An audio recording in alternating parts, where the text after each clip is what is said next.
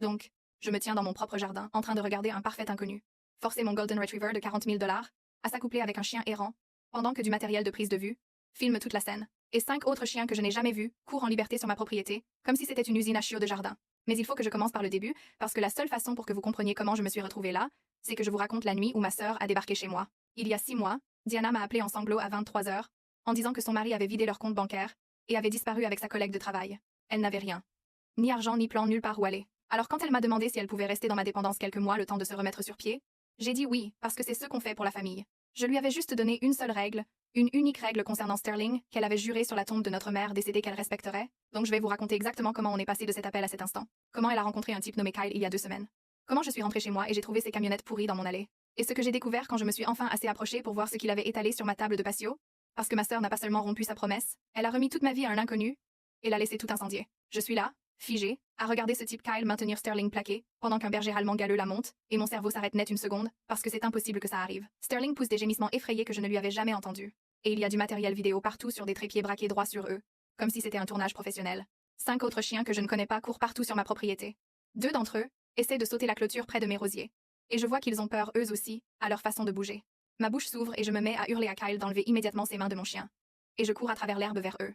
Kyle lève les yeux vers moi pendant peu, être une demi-seconde, puis retourne maintenir Sterling en place pendant qu'elle essaie de se dégager. Il me dit que les chiennes sont en chaleur, et qu'il faut quelques heures pour laisser la nature faire son œuvre, et que peut-être je devrais rentrer regarder la télé ou autre chose. Je m'arrête de courir parce que je suis tellement choquée par ce qu'il vient de dire que mes jambes ne bougent plus. C'est là que je vois ma table de patio recouverte de papier, et je m'approche pour regarder. Les papiers d'enregistrement AKC de Sterling sont étalés là. Ses certificats de championne, son pedigree complet sur 5 générations. À côté, il y a ce qui ressemble à des contrats de saillie avec des tampons et des signatures qui ont l'air officielles. Mes mains tremblent tellement que je dois les plaquer contre mes jambes. Et une rage me traverse tout le corps comme de l'eau brûlante. Je sors mon téléphone de ma poche et compose le 911. Et Kyle continue de filmer d'une main tout en tenant Sterling de l'autre. L'opératrice répond et je lui dis que j'ai besoin de la police et du contrôle animalier tout de suite, parce que quelqu'un force mon chien à s'accoupler et je pense qu'il a aussi volé d'autres chiens. Kyle éclate vraiment de rire quand il m'entend dire ça. Il rit à gorge déployée et crie que je bloque ses chiens. Je donne mon adresse à l'opératrice et elle dit que des unités arrivent. 2 des chiennes qui courent en liberté continuent d'essayer de sauter ma clôture arrière, et elles ont l'air maigres et effrayées. Et c'est là que je sais avec certitude qu'elles n'appartiennent pas non plus à Kyle. Je m'approche encore de la table de patio pour regarder les contrats pendant que j'attends la police. Et je vois qu'il s'agit de prétendus accords de saillie avec ma signature au bas. Sauf que je n'ai jamais rien signé. Jamais rien accepté de tout ça. Et ma signature ne ressemble pas de toute façon. J'entends les sirènes après ce qui semble une éternité, mais c'est probablement seulement 8 minutes et 2 voitures de police arrivent avec un fourgon du contrôle animalier. Je cours les accueillir dans mon allée, et je commence à tout expliquer tellement vite que les mots se bousculent.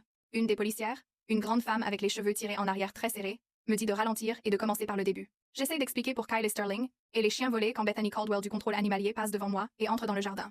Elle jette un coup d'œil aux 2 chiennes près de ma clôture et attrape sa radio. Je l'entends dire qu'elle les reconnaît d'après des déclarations de vol déposées la semaine dernière et qu'elle appelle des renforts pour sécuriser les animaux. Kyle est toujours dans mon jardin en train de discuter avec l'autre policier, disant qu'il a l'autorisation et des contrats légaux pour tout. C'est là qu'un détective plus âgé en costume s'approche. Et l'agent l'appelle inspecteur Gentry. Gentry demande à Kyle de lui montrer les papiers, et Kyle désigne fièrement ma table de patio. Le détective Gentry prend les contrats de saillie et les étudie pendant peu, être 30 secondes avant de me regarder. Il me demande si c'est ma signature et je lui dis « Non, je n'ai jamais rien signé de tel ». Le visage de Gentry change et il regarde à nouveau Kyle et lui demande où sont sa licence d'élevage et son enregistrement d'entreprise. Le visage de Kyle devient complètement blanc et il se met à parler très vite en disant que c'est juste un petit business parallèle et que Diana avait dit que tout était OK et qu'il pensait que c'était légal. Gentry lui dit de rester exactement où il est et va jusqu'au van de Kyle garé dans mon allée. Bethany Caldwell est déjà là avec un autre agent du contrôle animalier et il fouille l'arrière. Je les suis parce que je dois voir ce que Kyle a encore apporté sur ma propriété. Bethany sort une boîte en carton pleine de papier et commence à les parcourir. Elle brandit ce qui ressemble à des certificats de santé.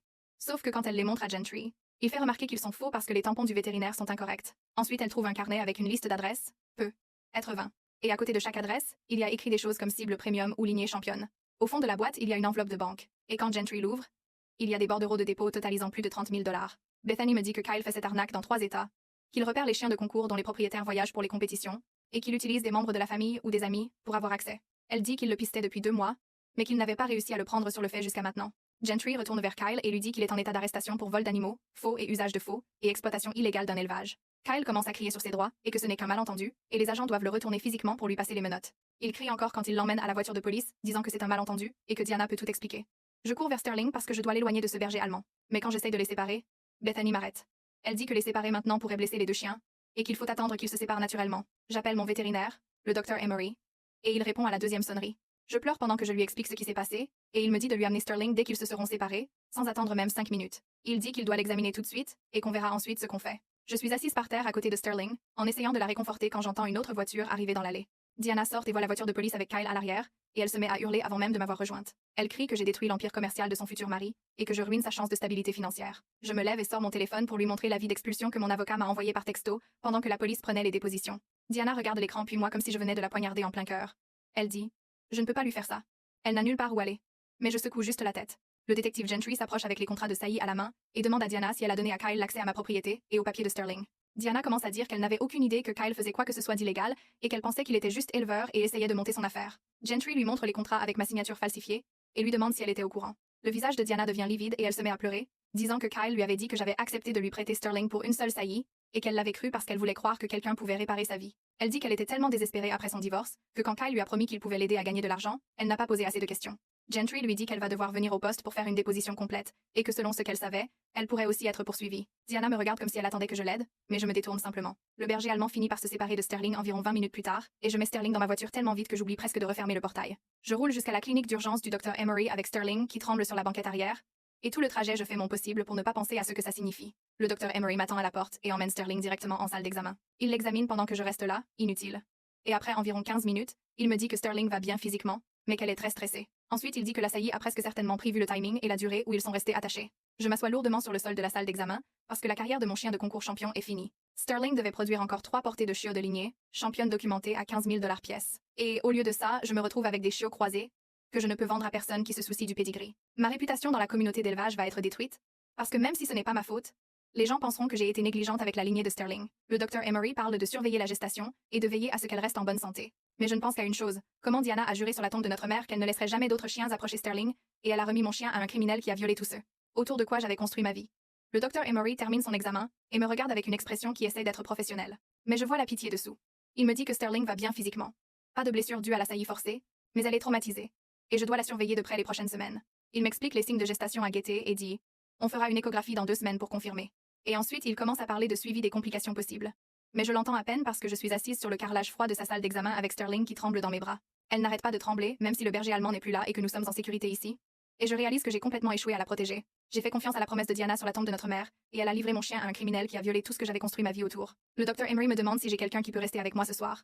Et je secoue juste la tête, parce que la seule famille que j'ai est la personne qui a causé tout ça. Il me fait une ordonnance pour des médicaments contre l'anxiété pour Sterling, et me dit de l'appeler immédiatement si elle montre le moindre signe de détresse. Et je rentre à la maison avec elle qui tremble encore sur la banquette arrière. La maison semble fausse quand j'arrive, comme si quelqu'un était entré par effraction dans mon espace sûr, et avait tout réarrangé, même si rien n'a l'air différent. Je prépare le panier de Sterling dans ma chambre au lieu de son endroit habituel dans le chenil, parce que je ne supporte pas l'idée qu'elle soit seule. Et je passe toute la nuit par terre à côté d'elle à regarder sa respiration.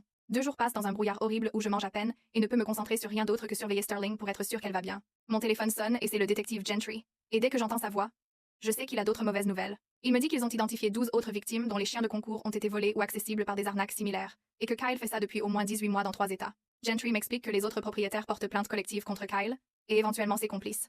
Et il veut savoir si je participe, puisque mon cas implique à la fois les contrats falsifiés et la participation directe de ma sœur. Je lui demande ce qui arrive à Diana et il dit que ça dépend de ce qu'elle savait et quand elle l'a su, mais qu'en ce moment elle coopère pleinement à l'enquête. Il me dit que le procureur monte un dossier solide, et que mon témoignage sur les contrats de saillie et l'accès de Diana à ma propriété sera important. Je raccroche et je fixe mon téléphone pendant peu, être 20 minutes en essayant de réaliser qu'il y a 11 autres personnes qui vivent exactement ce que je vis. 11 autres chiens de concours dont les lignées ont été détruites par la cupidité de Kyle. La sonnette retentit 3 jours après l'incident, et je regarde par l'œilleton, et je vois Diana debout là avec les yeux tout rouges et gonflés. Une partie de moi veut l'ignorer, mais une plus grande partie a besoin de comprendre comment elle a pu me faire ça.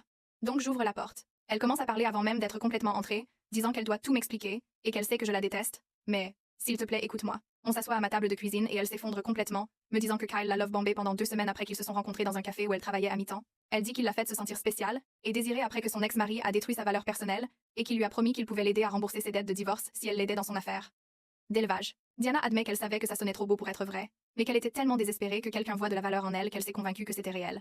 Ensuite, elle me raconte quand Kyle a demandé pour Sterling, comment il avait l'air si professionnel et connaissait tellement les lignées championnes, et elle a pensé qu'en l'aidant, elle prouverait qu'elle pouvait contribuer financièrement à sa propre vie au lieu d'être un fardeau pour moi. Elle dit qu'elle lui a montré les papiers de Sterling et les certificats de pedigree, parce qu'il disait qu'il avait besoin de vérifier sa lignée pour un possible partenariat de saillie, et elle a vraiment cru que c'était ça.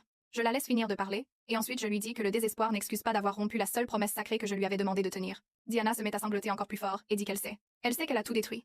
Mais elle avait tellement peur d'être sans abri, et seule qu'elle s'est forcée à croire que Kyle était légitime. Elle admet qu'elle lui a donné accès à ma propriété quand je voyageais pour les concours canins, lui a donné mon code de sécurité, lui a montré où je rangeais tous les documents et dossiers de santé de Sterling. La trahison me coupe tellement profondément, que j'ai vraiment le souffle coupé une seconde comme si quelqu'un m'avait serré la poitrine. Je lui demande si elle savait pour les signatures falsifiées, et elle jure que non. dit que Kyle a dû les faire lui-même en utilisant les documents auxquels elle lui avait donné accès. Diana me dit qu'elle pensait que c'était juste une seule saillie avec des contrats en bonne et due forme et une compensation. Et quand elle a réalisé ce qui se passait vraiment, elle a essayé d'appeler Kyle, mais il ne répondait pas. Je regarde ma sœur qui pleure à ma table de cuisine. Et je ne sais pas si je la crois quand elle dit qu'elle ne savait pas, mais je vois aussi à quel point elle s'est détruite elle-même en même temps que tout le reste. L'expulsion suit son cours parce que je ne peux plus la laisser rester ici. Pas après ça. Diana vide la dépendance sur 3 jours douloureux pendant que je l'évite complètement, restant dans ma chambre ou quittant carrément la propriété pour ne pas avoir à regarder. Je la vois porter des cartons jusqu'à sa voiture par la fenêtre, et à chaque fois je ressens ce mélange horrible de colère et de culpabilité qui me donne envie de hurler. Le dernier jour, elle laisse une lettre sur mon plan de travail. Et je la lis une fois avant de la mettre dans mon tiroir à bric-à-brac. Elle s'excuse pour tout, et dit qu'elle témoignera contre Kyle si ça peut aider mon dossier, et qu'elle comprend si je ne lui pardonne jamais, mais qu'elle espère qu'un jour je pourrai. La lettre reste dans ce tiroir pendant des semaines. Et je ne la regarde plus parce que je ne suis pas prête à pardonner. Mais je ne suis pas non plus prête à détruire complètement ce qu'il reste de notre relation en la jetant. 2 semaines après l'incident, je ramène Sterling chez le Dr. Emery pour l'échographie, et il confirme ce que je savais déjà au fond de moi. Elle est gestante d'environ 6 chiots, et je dois prendre des décisions sur ce que je vais faire de chiots croisés, qui n'ont aucune valeur marchande dans le monde de l'élevage de championnes. Le Dr. Emery me demande si je veux parler de l'éventualité d'interrompre la gestation, et je l'envisage réellement pendant environ 5 minutes, assise dans sa salle d'examen en regardant les images de l'échographie, mais je n'arrive pas à m'y résoudre parce que rien de tout ça n'est la faute de Sterling, et ces chiots n'ont pas demandé à être créés comme ça. Je dis au Dr. Emery que je vais aller jusqu'au bout et trouver de bonnes maisons pour eux, même si ça signifie des mois de pertes financières et probablement la fin de ma réputation dans l'élevage. Il hoche la tête et commence à m'expliquer les soins prénataux et à quoi m'attendre pendant la gestation. Et je prends des notes, mais je ne pense qu'à une chose. Je perds 15 000 $ par portée pour 3 portées championnes prévues qui n'arriveront jamais maintenant. Le détective Gentry m'appelle la semaine suivante et me dit que Kyle fait face à des chefs d'accusation graves dans plusieurs juridictions, dont vol d'animaux, faux et usage de faux, exploitation illégale d'élevage et fraude. Le procureur veut que Diana témoigne sur la façon dont Kyle l'a recruté et a obtenu l'accès à ma propriété. Et Gentry dit que son témoignage sera important parce qu'il établit le mode opératoire de Kyle, qui manipulait des personnes vulnérables pour accéder à des chiens de valeur. Diana accepte de coopérer pleinement quand Gentry la contacte, et il me dit que ça renforce considérablement le dossier, parce que ça montre une préméditation et un système clair que Kyle utilisait de façon répétée. Je demande à Gentry ce qui arrive à Diana légalement, et il dit que le procureur décide encore, mais que sa coopération et le fait qu'elle ait été aussi une victime de manipulation jouera probablement en sa faveur. Une partie de moi veut qu'elle subisse des conséquences, et une partie sait qu'elle en subit déjà en perdant sa relation avec moi. Les 6 semaines suivantes passent dans une étrange routine de soins à Sterling enceinte et d'essayer de digérer tout ce qui s'est passé. Je lui donne une nourriture spéciale prénatale. Je la sors en promenade douce. Je surveille sa santé de façon obsessionnelle. Et je prépare la zone de mise bas pour quand elle accouchera. La routine me donne quelque chose de concret sur quoi me concentrer, au lieu de juste rester assise dans ma colère et mon chagrin pour ce que Kyle a détruit. Sterling commence à se détendre davantage au fur et à mesure que la gestation avance, et sa réaction de peur envers les inconnus diminue. Ce que le Dr. Emery dit, être un bon signe. Ma colère contre Diana change légèrement pendant ces semaines parce que je commence à mieux voir comment Kyle l'a manipulée de la même façon qu'il a manipulé les 11 autres victimes, en utilisant leur vulnérabilité contre elle. Ça n'efface pas ce qu'elle a fait ni ne le rend acceptable. Mais je comprends mieux comment quelqu'un de désespéré et brisé a pu se convaincre qu'une arnaque évidente était légitime. Je ne l'appelle toujours pas et ne réponds pas aux 2 textos qu'elle m'envoie pour prendre des nouvelles de Sterling, mais je ne bloque pas complètement son numéro. L'audience préliminaire de Kyle a lieu 2 mois après son arrestation, et je me rends au tribunal pour faire ma déclaration de victime. La salle est pleine d'autres victimes et de leurs avocats. Et je reconnais 2 autres éleveurs de concours que j'ai croisés en compétition. Quand c'est mon tour, je me lève et j'explique les dommages financiers pour Sterling et pour mon élevage. Comment sa carrière en tant que productrice championne est terminée et comment ma réputation dans la communauté d'élevage est détruite. Même si ce n'était pas ma faute. Je parle du traumatisme émotionnel d'avoir regardé mon chien se faire forcer à s'accoupler alors que j'étais impuissante à l'arrêter et comment j'avais fait confiance à ma sœur pour protéger Sterling et qu'au lieu de ça, elle l'a livré à un criminel. Diana témoigne après moi sur la façon dont Kyle a ciblé sa vulnérabilité après son divorce. Comment il l'a love-bombée et lui a fait des promesses de stabilité financière, et comment il s'est servi d'elle pour accéder à ma propriété et aux documents de Sterling. La regarder assumer publiquement la responsabilité devant tous ces gens a fait bouger quelque chose dans ma poitrine. Pas exactement le pardon, mais peut être le début de la compréhension qu'elle est vraiment désolée et qu'elle essaie de réparer. Le juge refuse la libération sous caution de Kyle, après avoir entendu plusieurs victimes, et examiné les preuves de son opération de 18 mois, dans 3 États. Le procureur me dit ensuite qu'il monte un dossier solide pour une peine de plusieurs années de prison, plus des dédommagements à toutes les victimes. Et l'avocat commis d'office de Kyle parle déjà d'un accord amiable. 3 des chiens volés ont été rendus à leurs propriétaires après avoir été récupérés dans d'autres propriétés de Kyle, et Bethany du contrôle animalier me dit que la communauté d'élevage de jardin a blacklisté le nom de Kyle sur tous les forums et registres. Le détective Gentry me serre la main devant le tribunal et dit que mon cas était important parce que les documents falsifiés et le témoignage de Diana ont établi des schémas clairs que le procureur peut utiliser contre Kyle. Je rentre chez moi en ayant l'impression que la justice va vraiment avoir lieu, mais ça ne change pas le fait que Sterling est toujours enceinte de chiots que je ne peux pas vendre, et que mon élevage est effectivement terminé. 3 mois après l'audience, Sterling entre en travail un mardi matin vers 6 heures. Je me réveille parce qu'elle tourne en rond dans la caisse de mise bas que j'avais installée dans ma chambre, et j'appelle le Dr. Emery, qui me dit de surveiller et de l'amener si quelque chose semble anormal. Le premier chiot arrive à 8h30 et ensuite 5 autres suivent sur les 6 heures suivantes, et je reste assise par terre à côté de la caisse à regarder Sterling nettoyer chacun avec cet instinct protecteur féroce qui me serre la poitrine. Ces chiots n'ont pas demandé à naître d'une saillie forcée dans mon jardin, et malgré tout ce que Kyle a détruit, je ne peux pas leur en vouloir d'exister. Celui qui ressemble le plus à Sterling a exactement son pelage doré, et ses mêmes yeux doux, et je décide à ce moment-là que je la garde et que je l'appelle Penny, parce qu'elle est comme une petite version cuivrée de sa mère. Les 5 autres chiots sont en bonne santé, mais ils ont clairement le poil plus sombre et la carrure plus large du berger allemand, ce qui signifie que je ne peux pas les vendre comme chiens de lignée championne, même si les gènes de Sterling valent 40 000 $. Je passe les 8 semaines suivantes à m'occuper de la portée et à sélectionner les adoptants avec un processus qui ferait passer le FBI pour des amateurs, parce que je refuse de laisser ces animaux innocents finir chez quelqu'un qui ne leur donnera pas la meilleure vie possible.